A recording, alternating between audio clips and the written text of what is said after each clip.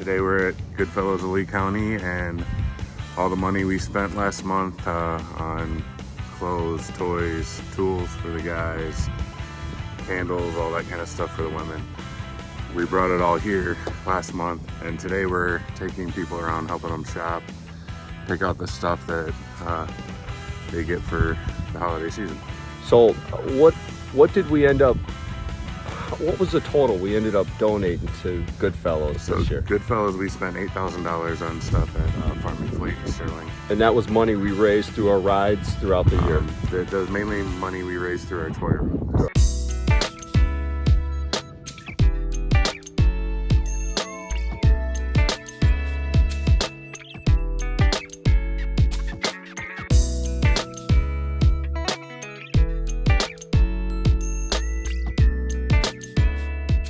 We are having our first official day of offering Hands Up to people in the community. We are being sponsored, and workers are from here, Green River Rider Club. And man, they phenomenally filled our shelves with awesome clothing and toys and household stuff. So we're very appreciative of that. A lot of people will be coming through today, about 15 families total. We started at 9 o'clock, we'll end about 2. I can't say enough about, you guys, the Green River Riders, and all your sponsorship. That has been awesome. How long is this event going on in total? We are 111 years strong. We're the oldest non-for-profit in Lee County. We did this, as you saw, all the stuff. We would have to pack that all up every year for 109 years and store it. Wow. And so this is officially the second year of being in a building and not having to tear everything down and pack you just it away. keep it here all year, store it up? Yes. And then this year, when did you start? We start taking as of April 1st. Okay. We ended October 1st. And we will start all over again in April. After the season's over, probably in January, because I want to give the workers some time off. All of us want a little bit of family time. We'll go through, and anything that's marked purple is considered used. Okay. So we will take those items. We'll decide what organizations or places we can gift them with that clothing, and it will go out the door. Because then we'll take the stuff that's red, which will be considered used next year, and mark it with purple. So it'll be our next year's offering of used, and when new stuff comes in, we'll mark it with red.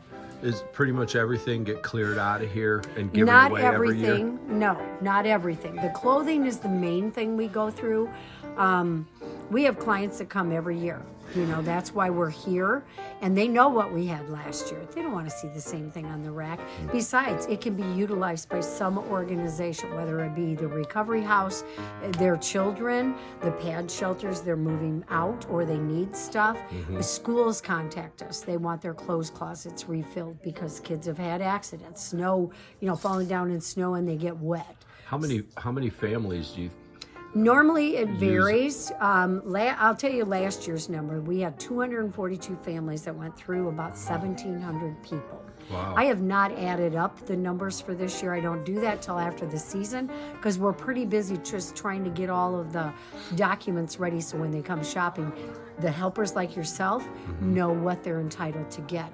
And when I say entitled, they're all entitled to free stuff, but if they, like the children go with Shop of the Cop or Sheriff, the parents are going to come only for themselves here. So that's going to be reflected on that sheet. We do have grandparents that are the custodial parent of the kids, and they're going to shop as if they were their kiddos, okay? So those sheets are reflected there. We do have grandparents that go through just for themselves, but they have grandkids, and they can't afford to buy Christmas gifts. We let them get a bee toy, hats, gloves, scarves, and a book for every one of those grandkids. So there'll be a second sheet when you take that person through that will reflect just what they get for the grandkids. And it's pretty awesome, because if you're a grandma or grandpa and you can't afford it, and you get to come here and pick something nice out for your grandkids, you feel good.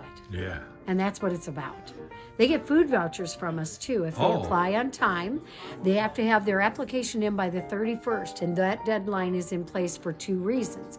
One, they're guaranteed a food voucher. second thing is their names are automatically given to Shop of the Cop and Sheriff and other organizations that take families. If it comes in after that date, they only get a food voucher if we get gifted extra funds to give them. Because it's all handed out already. Yeah, well, it isn't handed out. We have it in an account. We don't write the vouchers till we're ready to start. Like today's our first official day. Okay. Anyone, and we decided this year because of the funding we got for second chance ones, I call them late vouchers. Everybody that was late got $30. $30 will buy them some nice meat to provide for that meal. So that's what they got. What are you walking out with that? That's what they do. Proby Brad, you having a good day helping people shop today? Oh yeah, it's very rewarding.